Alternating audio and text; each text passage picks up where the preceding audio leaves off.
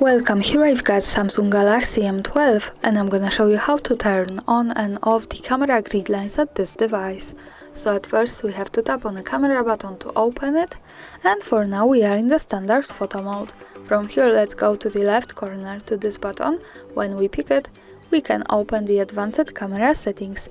Now let's slide a little bit to the useful features category, and here we have the grid lines option, so by using this button from the right we can turn them on or turn them off as we need. For now let me keep this turned on.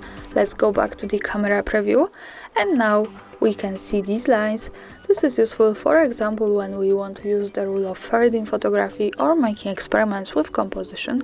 Also remember that these lines are not visible at the real picture, so when I take a photo and when I go here to the left to this button that follows us straight to the gallery, we can't see the grid lines at the real picture, so they are only to help us taking better photos. And of course when we don't need them, we can tap to the left corner once again, slide a little bit to the useful features and use this button to turn them off. So for now in the preview the grid lines have gone.